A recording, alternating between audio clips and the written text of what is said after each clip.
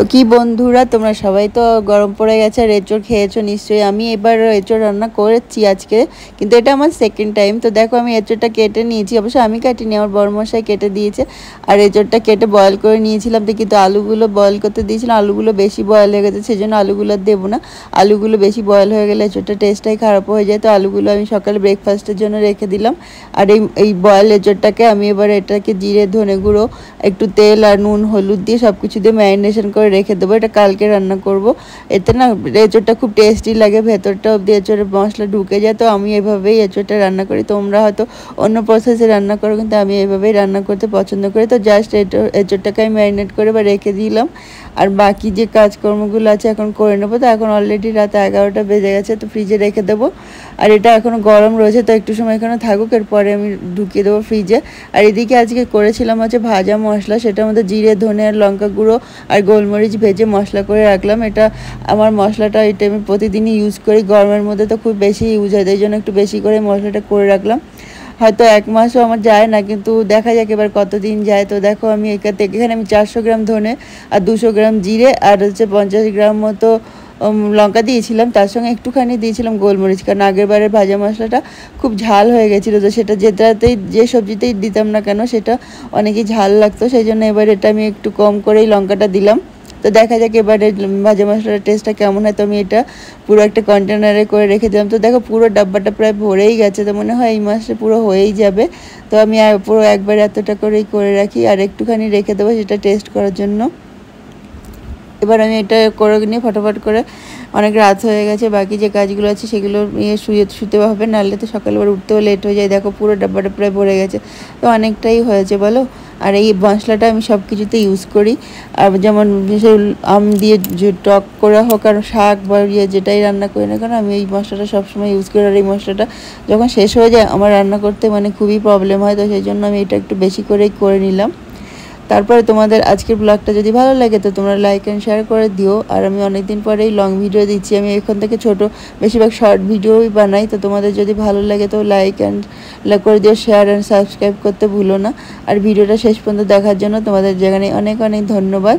তো আশা করি তোমরাও এইভাবে মশলা রেডি করে রাখো, তোমরা কীভাবে মশলা বানাও। তাই দেখো আমি এখন বাজে কাছে 2টো বেজে গেছে, তো আমি এবার রান্না শুরু করে দিলাম। তো চিংড়ি মাছটা ভেজে নিয়েছি, এবার আমি চিংড়ি মাছটার মধ্যেই আমি এবার এঁচোড়টাকে ম্যারিনেশন করে এঁচোড়টা দিয়ে দেবো। ফ্রিজ থেকে আমি অনেকক্ষণ আগেই বের করে রেখেছিলাম। আর এদিকে আমি তেলের মধ্যে পেঁয়াজ আর হচ্ছে রসুন আর আদা বাটা দিয়ে এটা কষিয়ে নিচ্ছি। তেলের মধ্যে সব মশলাগুলো দিয়ে দিয়েছি, খাড়া মশলা যেমন গরম মশলা লঙ্কা তেজপাতা এগুলো সব দিয়ে আমি এগুলো মশলাটা কষিয়ে নিলাম। কারণ কি একটু একটু করে করতে তো অনেক লেট হয়ে যাবে, যা গরম পড়েছে। তো সেই জন্য আমি 2টো প্যান বসিয়ে দিয়ে রান্নাটা শুরু করলাম। তো দেখতেই পাচ্ছ মাছটা ভাজা হয়ে গেছে, তার মধ্যেই আমি ম্যারিনেশন করা এঁচোড়টাকে দিয়ে একটু ভালো করে ভেজে নেবো। তো এইভাবে ভেজে নিলে না এঁচোড়টা খুব টেস্টি লাগে। আর ওদিকে আমার মশলা ততক্ষণে কষানো হয়ে যাবে, তারপরে এটা ভাজা হয়ে গেলে ওটা আমি দিয়ে দেবো।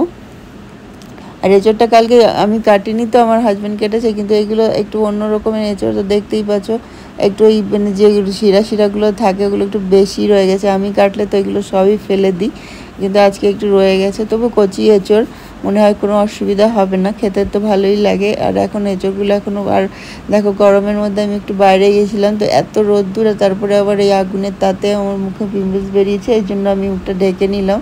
তো এবার রান্নাটা করব। তো মোটামুটি আমার এঁচোড়টা এদিকে ভাজাও হয়ে গেছে, তার ওদিকে আমার মশলাটাও অলমোস্ট কষানো হয়ে গেছে।